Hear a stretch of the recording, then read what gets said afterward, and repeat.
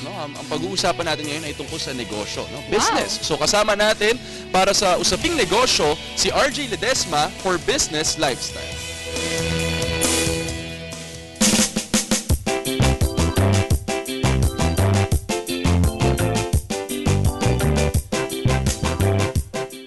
My name is RJ Ledesma and I am one of the co-owners of Metza Norte, the Mercato of the North, Quezon City's premier food and lifestyle night market.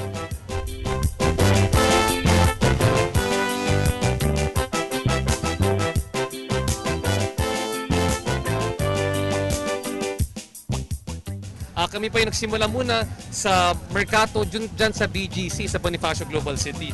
At galing dyan, nagkaroon kami ng unang-una yung Kusina Andare, yung first food truck market sa Pilipinas na matatagpuan dyan sa Glorieta Open Park. At pagkatapos yan, dito po sa Trinoma, yung this is the place where we put up the Mercato of the North. Yung kaibahan nito sa ibang mga merkato ay dahil dito 60 of the stalls here ay nagmumulat dito sa mga kusina mismo ng mga taga Quezon City. So you get to try the best, the most delicious, and the most affordable foods dito sa Quezon City. Nagsimula yung ideya na ito nung kami ng misis ko ay pumunta sa Italy. Kasi sa Italy, honeymoon kami, nakabisita kami sa Florence. At dyan namin nakita yung original Mercato Central. We enjoyed the place dahil sa kanyang atmosphere, nakikilala mo yung mga may-ari ng mga stall, masasarap yung mga pagkain. So overall, ang ganda ng feeling. Ganda ng feeling. So sabi ng asawa ko, dear, pag uwi namin sa Pilipinas, baka pwede tayo magpatayo ng isang ganito. So pagkatapos yan, na-meet ko ulit yung aking isang kaibigan mula sa school, si Anton Diaz, at may ginagawa rin siyang isang parang kompetisyon. Yung tawag dyan, Ultimate Taste Test. Yung ginagawa niya dyan, lahat ng mga bisita niya sa site, ginagawa niya food critic for the day. Pwede kang pumunta dyan and you can try 40 different vendors at pili mo kung sino yung pinakamasarap dyan. Sabi ko kay Anton, mag-join forces tayo. So we had the idea of putting not only a food bazaar, but choosing the best and most delicious, most innovative, most unique food.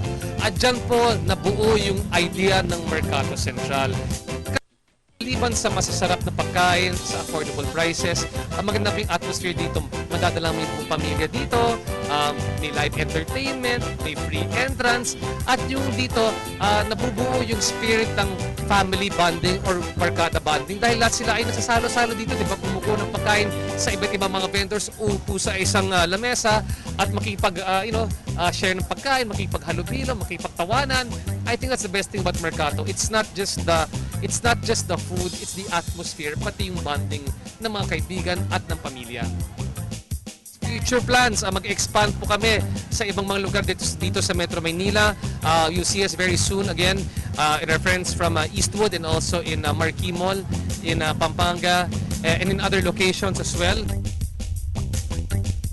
So we really encourage kung kayo po ay magaling magluto, gumawa ng pastry, gumawa ng pagkain, dito kayo mag-apply, baka dito kayo sumikat, di ba? At madali lang po maging isang vendor dito sa Mercato. Unang-una, dapat unique at innovative yung pagkain ninyo. Huwag yung gaya-gaya, dapat unique yung idea. At pangalawa, super sarap yung pagkain ninyo.